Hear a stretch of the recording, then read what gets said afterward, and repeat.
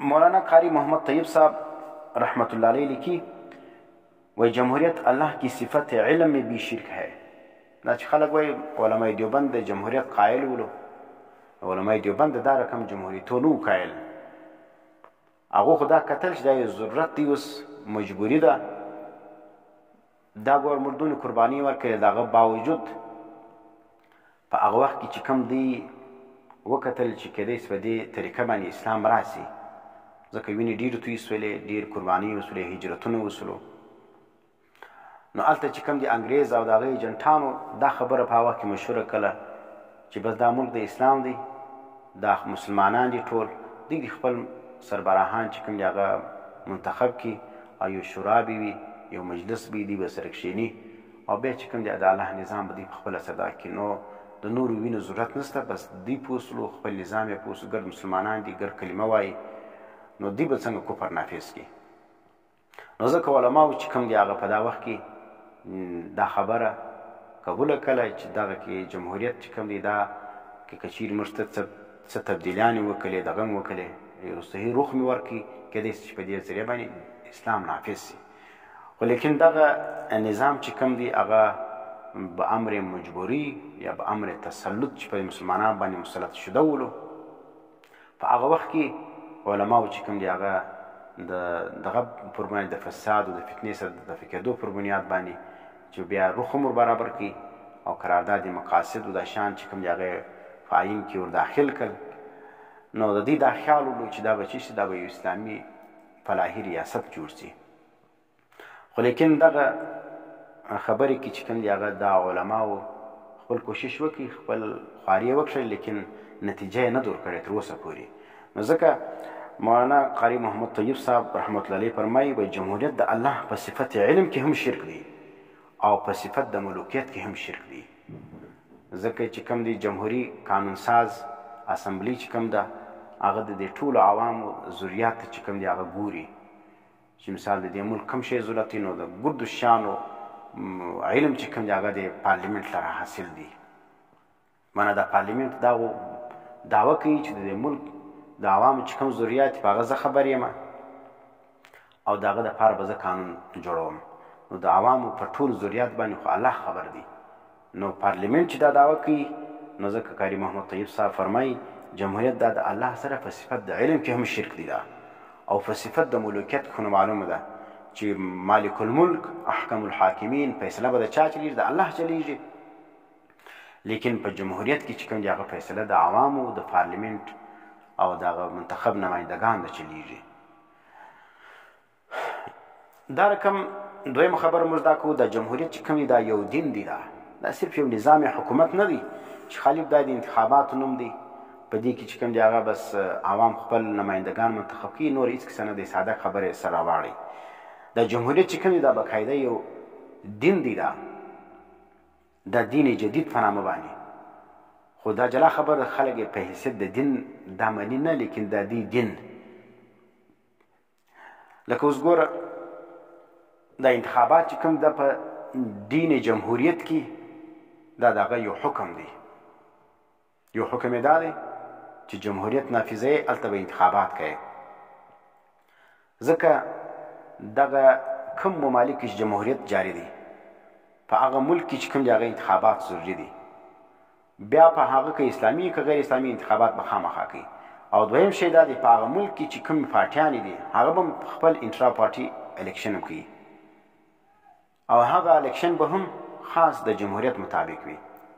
لکه اوس ګور ته چې دا علماو یا د اسلامي پارټي دا پوښتنه وکړي چې د ملک کې چې کوم دی هغه اسلامي نظام خو تاسو نسئ راوستلی، انتخابات نسئ منع کولی، نو تاسو د خپل پارټي کې چې کوم انتخابات کوي دا ولې په جمهوري طریقه باندې کوي؟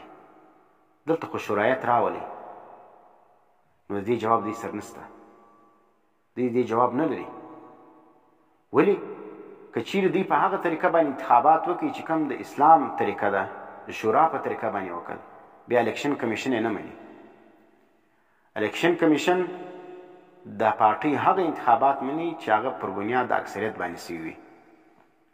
که چیرې دا رقم انتخابات اوس چې هغه د اسلام مطابق وي، نو بیا چې کوم د الیکشن کمیشن کې دستي درخواست به جمع کیږي او که چیرې هغه ثابته سوله چې دا د اسلام مطابق سوي دي نو بیا هغه الیکشن کله عدم کوي بیا. نو دا دی خبره نه ده چې ګوره دا یو دغه دی، دا انتخابات د جمهوریت یو حکم دی، لکه څنګه چې د اسلام یو حکم دی چې جاهدو جهاد وکوي. اسلام چې نافذیږي، د اسلام جنډۍ چې لوړیږي هغه په جهاد فی سبیل الله باندې ده. نو دا رقم د انتخاب دغه د جمهوریت جنډۍ چې لوړیږي سربلنده کیږي هغه په انتخابات باندې ده. هغه انتخابات به د اکثریت پر بنیاد باندې وي. نو اکثریت لره دومره قدر ترجیح ورکول په هر شي باندې اکثریت کومه فیصله وکړه بس هغه منافذ وي، دا د مغربي جمهوریت نشانه ده. په کم ځای کې چې جمهوریت په دا طرز باندې موجود ولو چې هلته اکثریت لره فیصلې حکم حاصلولو، د اکثریت حکم نافذېدی، دا بیا اسلامي جمهوریت نه دی، دا مغربي جمهوریت دی. دا اوس چې په اسلامي ممالک کې رایج دی دا هم اسلامي جمهوریت نه دی، دا مغربي جمهوریت دی. دا دین چې کوم دی څه ته وایي؟ دا جوړ سوي قوانینو ته ویل کېږي، او هغه قوانین چې د انسان په زندگی کې د هرې شعبې رهنمایي کوي بس دا ته څه ویل کېږي؟ دین ویل کېږي. نو خلاصه دا سو دا دین چې کوم دا یو ضابطه حیات دی. هغه قوانین چې د انسان په هر شعبه زندگی کې د انسان رهنمایي کوي دا دین دی. دا نو زموږ په نسبت باندې چې کوم دی هغه دین هغه اسلام دی. اسلام دا رقم قانون دی، دا رقم قوانین دی چې زموږ د زندگی په هر شعبه کې زموږ رهنمایي کوي. ساره پورته کېږي هم طریقه درښیي، چې بدېږي هم یې درښیي، چې اودس کوي هم طریقه درښیي، چې استنجا وایي هم طریقه درښیي، چې لمونځ کوي هم طریقه درښیي، چې بیع کوي شرا کوي، دا رقم تګ کوي، دا رقم د خلکو سره ناسته کوي ولاړه کوي، همسایګان سره تعلق سره کم دي. دا ګرد اسلام دغه دپاره قوانین او ضوابط او قواعد چې کوم دي هغه مقرر کړي دي. نو اسلام چې کوم دی دا یو ضابطه حیات دی. زموږ په نسبت باندې چې کوم دی هغه دین چې دی هغه اسلام دی، او د جمهوریت والا په نسبت باندې ضابطه حیات چې ده دا جمهوریت ده. ځکه قانون ساز یا قانون سازی چې کوم ده دا څوک کوي؟ دا جمهوریت کې پارلیمنت کې. نو قانون ساز اسمبلی چې کوم قانون پاس کوي د عوامو دپاره بس دا به بیا چې شي واجب العمل وي، د دې خلاف بیا څوک نشي کولی. که چا د دې خلاف وکړي نو دا وایي سړي قانون په لاس کې واستوي او د هغه خلاف چې کوم دی هغه بیا حکومت په حرکت کې راځي او بیا چې کوم دی هغه یې جیله بیا ویي او ترټي او اف آی آرونه او کیسې به درجیږي په ده باندې. نو که یو سړی چې کوم دی هغه په جمهوریت کې د اسلام د قوانینو مخالفت وکړي هغه سړی چې کوم دی هغه نه نیول کېږي. ها صرف هغه ځای کې چې پارلیمنت یو دفعه پاس کړی دی اسلام ده، وینې پارلیمنت له حاکمیت حاصل دی، کاغه د اسلام یو خبره ښه وګڼله، وینې ورباندې مهربان اوسلو چې د اسلام دا خبره زما خوښه ده، دا په آیین کې زه داخلومه. بیا که د هغه اسلامي خبرې مخالفت وسلو بیا خو نو آیین او حکومت او دغه ریاستي ادارې بیا په حرکت کې کله کله راسي.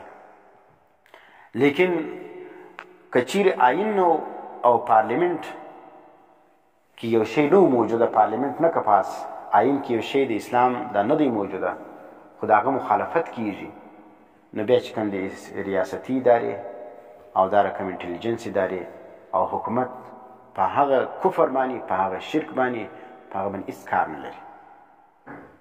دا چې دا د جمهوریت دا یو دغه دی موږ دا یو دین دی. دا ځکه ریاستي ادارې په هغه کار نشي درلودلی ځکه هلته د دې د خدای اجازه نه ورته موجوده چې هغه عوام دي، او دا رقم پارلیمنت دی. ځکه په جمهوریت کې خدای څوک دی؟ هغه عوام دي، د عوامو مرضي ده. عوامو دا خبره د هغو نمایندګانو دا خبره نه ده پاس کړې چې پر دې د اکشن واخیستل سي. نو چې نه ده پاس کړې نو ځکه پر هغه خبره باندې بیا نه پولیس او نه پوج هغه لره دا اجازه شته چې هغه دا وکړي، که وکړي دا غیر قانوني کار کړی دی. وینې نو سړی چې کوم دی هغه دغه کوي ګناه کوي، نو دا ګناه چې کوم ده دا ګوره په اسلام کې چې کوم دی هغه دغه اسلامي حکومت کې هر چا له دا اجازه شته چې دا سړی منع کړي. ریاستي ادارې او دا رقم امر بالمعروف و نهی عن المنکر لره دا حکم شته چې بس دغه په شریعت کې یو شی ناجایز ولو دی به هغه منع کوي. که د عوامو خوښ وي که نه یې خوښه امر بالمعروف و نهي عن المنکر چې کوم شعبه ده کوم انتظامی اداره ده هغه به دا شی د هر منکر دا به منع کوي چې قرآن و سنت کې منع وي. ضروري نه چې خامخا په آیین کې ولیکل سي به دا زموږ د اسلام یا په مسلمانانو کې د پاره چې کوم دی هغه آیین قرآن و سنت دی. قرآن و سنت کې او فقه کې ګډ شان درج دی، د بل آیین او د قانون ضرورت نشته، بس خالي نافذېدل غواړي. لیکن په جمهوریت کې قرآن او حدیث چې صراحتا هر څه موجود وي، په فقه کې چې هر څه مسله موجود وي، تر هغه وخته پورې به هغه نافذ العمل نه جوړېږي تر څو پورې چې پارلیمنت پاس کړی نه وي.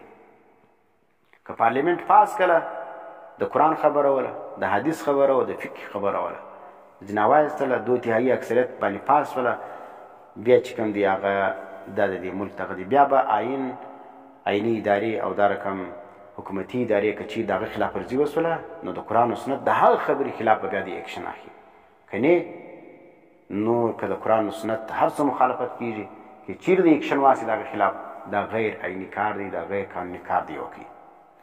نو ګور دا رقم دی د جمهوریت داسې یو ساده شی نه دی چې بعضې علما چې کوم هغه د سادګۍ شکار وي، هغه د جمهوریت د دفاع لپاره مناظرې کوي او جمهوریت چې کوم دی هغه بالکل د اسلام د جمهوریت باندې اوس د خلکو ډېر خلکو سر خلاص شوي دي. هغه خلک چې هغه په دې ملک کې د مغربي جمهوریت دایان دي، په اسلام باندې ګس خبر نه دي چې اسلام وایي څه ته، هغه هم نه د دې جمهوریت څخه بیزاره دي. او زموږ بعضې ساده علما هغه څه کوي، هغه راولاړېږي نن د جمهوریت پر دفاع باندې د دوی ویډیوګانې دي او اعتراضوي جوابونه دي. نو په تا خو هغه خلک لا خاندي چې هغه خریلي دي، فاسق و فاجر دي، هغه لا پوهېږي چې دغه د فسق او د فجور نظام دی، دا د مغرب نظام دی. او ته چې کوم دی پر مخ دی دا رقم مبارکه ژیره او نوم دی د مفتي و د شیخ الحدیث دی، ته راولاړېږي د جمهوریت دفاع کوي. نو شرم کول پکار دی د دا رقم علماو لره، پکار دی چې د دغه شي دفاع ونه کړي. زموږ دپاره د دفاع شی چې د قرآن و سنت او د هغه قوانین دي چې د هغه مخالفت څوک کوي هغه به موږ کوو. نو جمهوریت چې کوم دی دا یو دین دی، دا ما ورته ویل دا دی نه چې د خالي انتخاباتو نوم دی. انتخابات خو د جمهوریت یو حکم دی، لکه جهاد چې مالو. اوس دا قوانین دوه قسمه دي، یو الهي قوانین دي، یو غیر الهي قوانین دي. الهي قوانین چې کوم دی هغه لکه ګوره الله پاک یو قانون نازل کړی په موسی علیه السلام باندې، یو دین نازل کړی ولو تورات. اوس دا تورات کې چې کوم احکامات ولو دې ته دین موسوي ویل کېږي، او دغه د یهودیان دپاره دا دین ولو. نو دا دین د یهودیت چې کوم دی دا هم چې دا الهي قانون دی. او دا رقم پر عیسی علیه السلام باندې چې کوم انجیل نازل شوی دا هم د الله قوانین ولو، دا د عیسایان دپاره دا دین ولو. دا دواړه بیا منسوخ سلو، د هغه وروسته بیا الله پاک قرآن کریم نازل کړي. دا قرآن کریم تر قیامته پورې د ټولو انسانانو دپاره دا ضابطه حیات ده.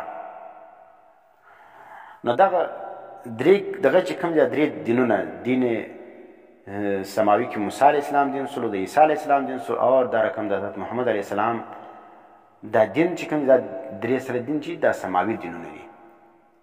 په دې کې د یو چا د پاسېدو ضرورت نشته، دا بنفسي خپله دا قانون دی، دا به خالي نافظه